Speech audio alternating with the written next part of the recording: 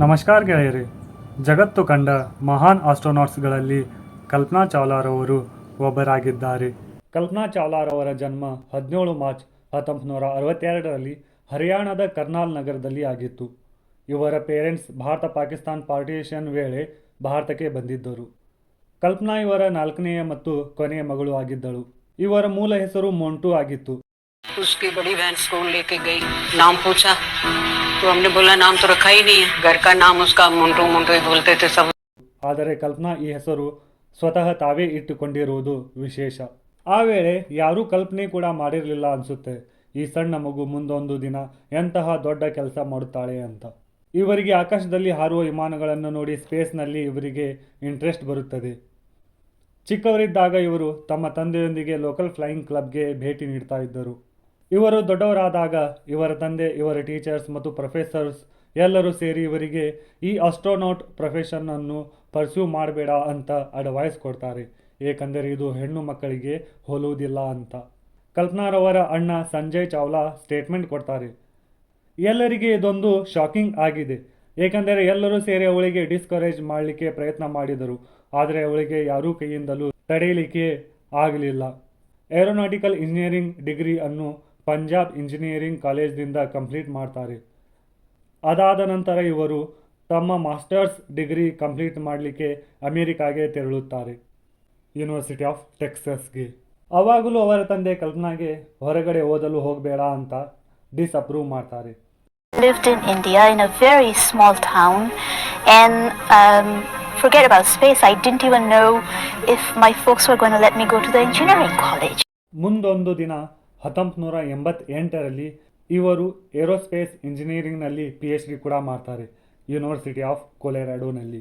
ಆಗ ಅವರ ವಯಸ್ಸು ಕೇವಲ 26 ಆಗಿತ್ತು ಮತ್ತು ನಾಸಾದ ಏಮ್ಸ್ ರಿಸರ್ಚ್ ಸೆಂಟರ್ನಲ್ಲಿ ಕೆಲಸ ಮಾಡಲು ಪ್ರಾರಂಭಿಸುತ್ತಾರೆ.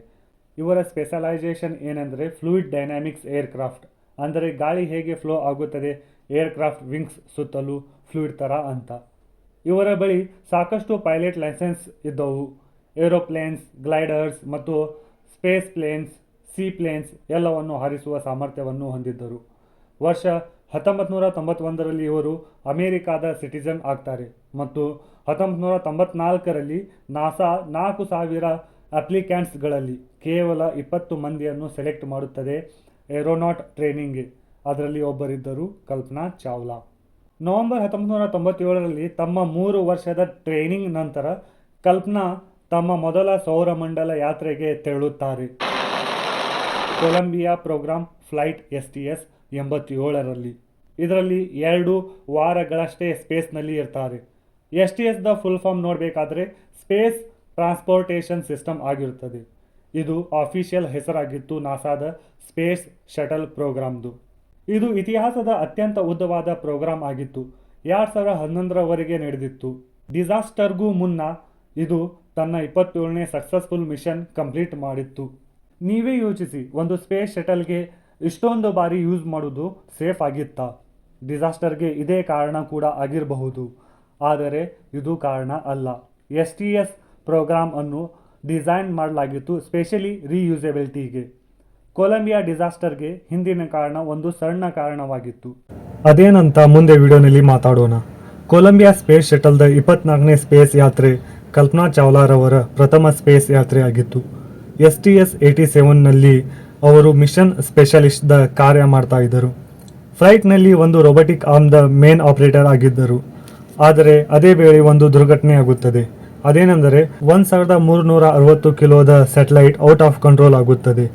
3 ದಿನವರೆಗೆ ಸ್ಪೇಸ್ ವಾಕ್ ಮಾಡಿ ಅದನ್ನು ಮರಳಿ ತರಲಾಗುತ್ತದೆ.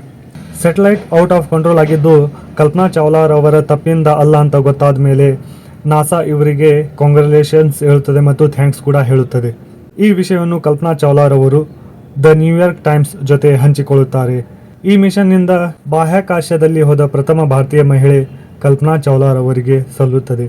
ಆ ಸಮಯದ ಭಾರತದ ಪ್ರಧಾನಮಂತ್ರಿ ಇಂದ್ರ ಕುಮಾರ್ ಗುಜ್ರಾಲ್ ರವರು ಕಲ್ಪನಾರವರಿಗೆ ಕಾಂಗ್ರ್ಯಾಚುಲೇಷನ್ಸ್ ಹೇಳ್ತಾರೆ. Mr. Gujral, I hear you loud and clear. How do you read me? Kalpana, we are proud of you, each one of us who has done such a pioneering work. Thank you, sir. Thank you very much.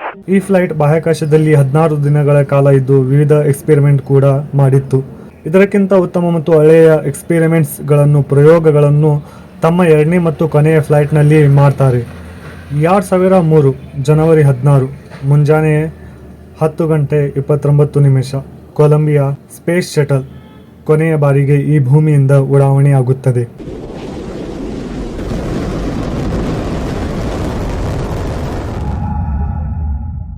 ಇದನ್ನು Kennedy space ಸೆಂಟರ್ನಿಂದ ಉಡಾಯಿಸಲಾಗುತ್ತದೆ. Mission STS 107 ಇದರಲ್ಲಿ ಒಟ್ಟು 7 ಜನ ಆಸ್ಟ್ರೋನಾಟ್ಸ್ಗಳಿದ್ದರು ಮತ್ತು ಇವರಿಗೆ commander ರಿಕ್ husband lead ಮಾಡ್ತಾ ಇದ್ದನು. ಮತ್ತೊಬ್ಬ commander ಇದ್ದ ಮಿಕಾಯಿಲ್ ಆಂಡರ್ಸನ್ ಮತ್ತು 3 ಜನ ಮಿಷನ್ ಸ್ಪೆಷಲಿಸ್ಟ್ಗಳಿದ್ದರು. ಅವರಲ್ಲಿ ಒಬ್ಬರಿದ್ದರು ಕಲ್ಪನಾ ಚಾವ್ಲಾರವರು. ಪೈಲಟ್ ಇದ್ದರು ವಿಲಿಯಂ ಮ್ಯಾಕ್ಕೂಲ್. ಈ ಆಸ್ಟ್ರೋನಾಟ್ಗಳ ಉದ್ದೇಶವಾಗಿತ್ತು 24 ತಾಸು ಕೂಡ ಎಕ್ಸ್ಪೆರಿಮೆಂಟ್ ಮಾಡುವುದು. 16 ದಿನಗಳ ಕಾಲ ಸ್ಪೇಸ್ನಲ್ಲಿ ಇದ್ದು ವಿವಿಧ 80 ಪ್ರಯೋಗಗಳನ್ನು ಮಾಡಿದರು. ಲೈಫ್ ಸೈನ್ಸ್, ಮೆಟೀರಿಯಲ್ ಸೈನ್ಸ್ ಮತ್ತು ಫ್ಲೂಯಿಡ್ ಫಿಸಿಕ್ಸ್ ವಿವಿಧ ಬಗ್ಗೆ ಇವರು ಪ್ರಯೋಗ ಮಾಡಿದರು. ಕಲ್ಪನಾ ಚಾವ್ಲಾರವರು ಮೈಕ್ರೋಗ್ರಾವಿಟಿ ಮೇಲೆ ಪ್ರಯೋಗ ಮಾಡ್ತಾ ಇದ್ದರು.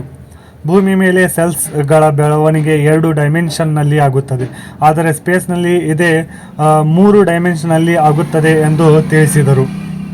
ಆದರೆ ಇವರ ಎಲ್ಲ ಪ್ರಯೋಗಗಳು ಈ ಡಿಸಾಸ್ಟರ್ನಲ್ಲಿ ನಾಶವಾಗುತ್ತವೆ. ಬನ್ನಿ ಆ ಡಿಸಾಸ್ಟರ್ಗೆ ಕಾರಣ ಏನಾಗಿತ್ತು ಎಂದು ತಿಳಿಯೋಣ. ಕೊಲಂಬಿಯಾ ಸ್ಪೇಸ್ ಶಟಲ್ನಲ್ಲಿದ್ದ 7 ಆಸ್ಟ್ರೋನಾಟ್ಸ್ಗಳು ಯಾವುದೇ ತಪ್ಪು ಮಾಡಿರಲಿಲ್ಲ. ಇವರಿಗೆ ಡಿಸಾಸ್ಟರ್ ಆಗುವ 2-3 ನಿಮಿಷ ಮುಂಚೆ ಇವರ ಜೊತೆ ಏನು ಆಗಲಿಕ್ಕೆ ಹೋಗ್ತಾ ಇದೆ ಎನ್ನುವುದು ಕೂಡ ಇವರಿಗೆ ಗೊತ್ತಿರಲಿಲ್ಲ. ಈ ವಿಡಿಯೋ ರೆಕಾರ್ಡ್ ನೋಡಿ.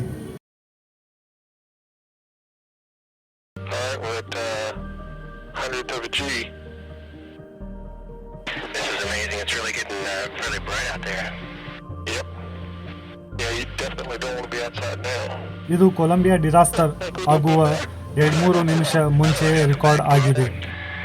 ಈ ಆಸ್ಟ್ರೋನಾಟ್ಸ್ ಕೀಟಲೆ ಮಾಡ್ತಾ ಇದ್ದಾರೆ.